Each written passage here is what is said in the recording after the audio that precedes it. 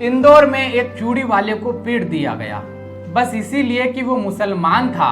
और फिर हिंदू आतंकवाद, भगवा आतंकवाद, भारत असहिष्णु हो गया है, भारत मुस्लिमों के रहने लायक नहीं बचा, ऐसे शब्दों से टीवी स्क्रीन और सोशल मीडिया भर गई। ट्विटर पर एक तबके ने हैशटैग हिंदुत्व टेरर ट्रेंड कराया। दिल्ली के एसी में बैठे स्टूडियो में एंकर आए चिल्लाने लगे। फिर ऐसी ही और खबरें निकाली जाने लगी, जिनमें यदि संयोग से कोई मुस्लिम चोर था और वो किसी गांव में चोरी करते हुए पकड़ाया तो उसे पीटने की घटना को भी इन्होंने हिंदू मुस्लिम से जोड़ दिया। जबकि उन घटनाओं में लोग चोर का पंथ या जिसे आप रिलीजन कहते हो उसे देखकर नहीं पीट रहे थे। ऐसी कई खबरों को लेकिन जोड़ा जाने लगा और हिंदू आतंकवाद शब्द को बढ़ाया जाने लगा। झूठ इतनी तेजी से बोला जा रहा है और कॉन्फिडेंस के साथ बोला जा रहा है कि हमें वह सच लगने लगा। और सच क्या है हम यह जान नहीं पाए। चूड़ी वाले की पिटाई कांड का सच क्या है हमें कोई पता नहीं चलने दे रहा, लेकिन इस प्रकरण का एक पहलू पूरी तरह से छुपा लिया गया। वो सच मैं आज आपको बताऊंगा, सच जिसे सुनकर आप दांतों के तले उंगली भी दे सकते हैं, इसलिए अपनी हथेली को थोड़ा दूर रखिए। हम इस घटना के 2 हफ्ते बाद इसका सच सुना रहे हैं।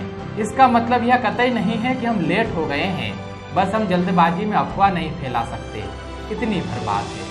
लेकिन उससे पहले हम यह स्पष्ट कर देना चाहते हैं, सच सुनाने से पहले, कि हम किसी प्रकार की हिंसा और मारपीट का समर्थन नहीं करते हैं। कानून हाथ में लेने का किसी को भी अधिकार नहीं है। अब सुनिए तथ्य के साथ सत्य। रक्षाबंधन के दिन दोपहर में लगभग 2 बजे एक चूड़ी बेचने वाला इंदौर के गोविंद नगर में आया। उसे जहां नाम बताना पड़ता वह गोलू बताता। ऐसे ही वह एक घर पर गया। एक लड़की ने चूड़ियां पसंद की, उसे पहनाने लगा और चूड़ियां पहनाते समय उसके हाथों को बुरी नीयत से दबाने लगा। लड़की इस पर चिल्लाने लगी तो उसकी मां घबराकर घर में से बाहर आई। गोलू भाग गया और उसकी एक पोटली जिसमें से उसका जला हुआ वोटर आईडी और 2 आधार कार्ड मिले। उनमें एक आधार कार्ड में उसका नाम तस्लीम था और एक में असलीम। दूसरी ओर लड़की और उसकी मां के चिल्लाने पर भागे इस गोलू को, जो आधार कार्ड में तस्लीम और असलीम नाम का व्यक्ति था। इसको ढूंढने गली के कुछ लोग इसके पीछे भागे। यह अगली गली में पाया गया। इसके मिलने पर क्विक रिस्पॉन्स में, तुरंत प्रतिक्रिया में लोगों ने इसे पीट दिया। इसके नाम बदलने की इस घटना से किसी साजिश के शक से लोगों का गुस्सा और बढ़ गया, क्योंकि इस समय पूरे एमपी में और विशेषकर इंदौर उज्जैन में नाम बदलकर लव जिहाद की घटनाएं खूब सामने आ रही है। इसके बाद वह लड़का भाग गया और पुलिस थाने गया। वहां से 2 कांस्टेबल साथ आए, उसका पूरा सामान उसे वापस दिलवा दिया। पुलिस ने उससे पूछा कि क्या वह इस प्रकरण पर एफआईआर लिखवाना चाहता है, तो उसने मना कर दिया। यहाँ पर यह पूरा प्रकरण पूरी तरह से खत्म हो चुका था। पुलिस के लिए भी यह मामला खत्म हो चुका था। लेकिन फिर हजारों की संख्या में मुसलमान आधी रात को इंदौर के कोतवाली थाने पर पहुंचे और उन्होंने इस घटना को लेकर प्रदर्शन किया। फिर जिस चूड़ी वाले ने एफआईआर करवाने से मना किया था, उसने फिर से एफआईआर करवाई। इधर लड़की ने अपने घर पर छेड़खानी की बात बताई तो उसके पिताजी ने भी थाने जाकर रिपोर्ट लिखवाई और चूड़ी वाले के खिलाफ पुलिस ने पास्को एक्ट के तहत केस दर्ज किया। अब बहुत से प्रश्न इस मामले पर खड़े होते हैं, उन पर बात करें उससे पहले गली के एक सज्जन इस मामले की सच्चाई बता रहे हैं, इसे सुनिए। सर जी, राखी वाले रोज़ क्या हुआ, हमारी बहन सिस्टर राखी बांधने आई थी। मैं थोड़ा सा बाहर आया था गुटखा फूकने, और जब मैंने देखा कि यहाँ चिल्ला चोट हो रही थी, मैंने सोचा कि त्यौहार की वजह से कोई चिल्ला चोट हो रही होगी। बाकी जब मैंने नज़दीक आके देखा तो यहाँ ज़्यादा ही कुछ घटना हो गई थी। और जब तक मैं यहाँ आया, जब तक हमारी भाभी चिल्ला चोट कर रही थी, ऊपर से पापा को बुलाओ, पापा को बुलाओ। मैंने बोला भाभी क्या हुआ, तो बोले वो चोरी वाला मेरे बच्चे को छेड़ के जा रहा और वो जा चुका था। मैं उसके पीछे भागा भी, वो पकड़ में नहीं आया, अगली गली में भाग चुका था वो, और मैं उसके पीछे दौड़ा भी, बाकी मेरे पकड़ में नहीं आया पाया वो। क्या होता कि किसी अपने समाज के लोगों ने उसको बाद में पकड़ के, और उसके पिता भी गए थे बाद ढूंढते ढूंढते, मारा उसको। तो ये किस तरह कैसे बता नहीं हो सकता है सर, मारा उसको अगली गली में, क्योंकि हर गली में वो कुछ ना कुछ ऐसी हरकतें कर रहा था। और अच्छा है उसको मारा है, क्योंकि आज मेरी बहन बेटी के संग भी ऐसा होता तो मैं भी वही करता जो उन लोगों ने करा है।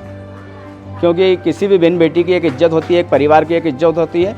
और अगर कोई भी व्यक्ति कोई सी समाज का हो, हमको समाज से मतलब नहीं, कोई सी समाज का हो, अगर वो बहन बेटी को परेशान करेगा तो हम तो उसके संग यही करेंगे। अब वो प्रश्न सुनिए जो इस मामले पर खड़े होते हैं। मीडिया के एक तबके ने यह घटना बताई कि मुस्लिम होने के कारण ही बेवजह उस चूड़ी वाले को थप्पड़ मारे गए, लेकिन वास्तविकता में उसे मुस्लिम होने के कारण ही छेड़खानी करने के कारण थप्पड़ मारे गए हैं। किंतु मुस्लिम होकर हिंदू नाम रखकर चूड़ी बेचने का पता चला तो रहवासियों को साजिश की गंध आई, जिससे उनका आक्रोश और बढ़ गया। दूसरा प्रश्न, जब इस मामले पर चूड़ी वाले ने एफआईआर लिखवाने से मना कर दिया था तो फिर कैसे आधी रात को हजारों लोग कोतवाली थाने को घेरने चले गए और इसने उसके बाद एफआईआर, चूड़ी वाले ने फिर एफआईआर लिखवाई। अब जिन लोगों ने कोतवाली थाने का घेराव किया था उनमें से कई लोग पीएफआई एसडीपीआई के हैं। एक अल्तमस नाम के व्यक्ति का तो पाकिस्तान के साथ संपर्क सामने आया है, जिसकी पुष्टि हम नहीं कर रहे, खुद मध्य प्रदेश के गृह मंत्री नरोत्तम मिश्रा ने की है। सुनिए। वो जो पकड़ा गया है अल्तमस, जिसने वो जो चूड़ी वाली घटना के बाद में थाने का घेराव किया था, उसके पास से तमाम आपत्तिजनक इस तरह के वीडियो ऑडियो मिले हैं जो प्रदेश की शांति भंग करने को काफी थे, जो वो सने सने जारी करता। उसके तार पाकिस्तान से जुड़े होने, व्हाट्सएप ग्रुप और फेसबुक ग्रुप पे भी जुड़े होने के चीजें बरामद हुई हैं। 4 लोग उसमें गिरफ्तार किए हैं 153 में, और उन 4 से लगातार अभी पूछताछ जारी है। तीसरी बड़ी बात, गोलू नाम रखकर चूड़ी बेचने वाले इस व्यक्ति के तस्लीम और असलीम नाम के 2 आधार कार्ड बरामद हुए हैं। अब एक व्यक्ति के पास 2 आधार कार्ड कैसे हो सकते हैं? अपने बचाव में चूड़ी वाले ने कहा कि उसका वास्तविक नाम तो तस्लीम है, किंतु पीएम आवास योजना में उसका नाम असलीम आया था, तो उसने असलीम नाम से आधार कार्ड बनवा लिया। किंतु सोचिए, सिस्टम के साथ कोई आम आदमी जो फेरी लगाकर चूड़ियां बेचता है, इतना बड़ा भ्रष्टाचार कर सकता है क्या? ऐसा करने में तो तुर्रम खां लोगों के भी पसीने छूट जाए, तो क्या ये तुर्रम खां लोगों से भी बड़ा है? चौथी बड़ी बात, लड़की के परिवार पर भी ये प्रश्न उठता है कि क्यों उन्होंने पहले छेड़खानी की एफआईआर नहीं लिखवाई। इस पर परिवार ने जवाब दिया है कि उन्होंने लोक लाज के कारण एफआईआर नहीं लिखवाई थी, किंतु जब बाद में चूड़ी वाले ने रिपोर्ट दर्ज कराई तो लड़की के परिवार ने भी पुलिस को सच बताया और पास्को एक्ट के तहत एफआईआर दर्ज करवाई। पांचवी बात, जिसने सबको हैरान कर दिया है, एक चूड़ी बेचने वाले का केस लड़ने सुप्रीम कोर्ट से एक वकील आए हैं। वकील जिनकी केवल केस को पढ़ने की, केस स्टडी की फीस ही हजारों में है, तो एक चूड़ी वाले का केस लड़ने फ्री में यदि वो दिल्ली से लड़ने आ सकते हैं, इसका मतलब चूड़ी वाले भैया के तार लंबे जुड़े हुए हैं। और सबसे बड़ी बात, मीडिया के एक तबके ने इस घटना को जितनी तेजी से उठाया, उन्होंने इंदौर में हो रही सैकड़ों की संख्या में लव जिहाद की घटना को नहीं उठाया। उन्होंने उज्जैन में पाकिस्तान जिंदाबाद के नारों की घटनाओं को नहीं उठाया। घटना के 3 दिन पहले इंदौर के बम्बई बाजार में मुस्लिम लड़कों ने दलित लड़कियों के साथ छेड़छाड़ की थी, इस घटना को नहीं उठाया।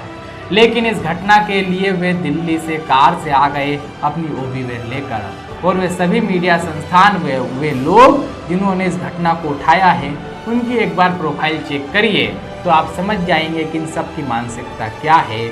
धन्यवाद।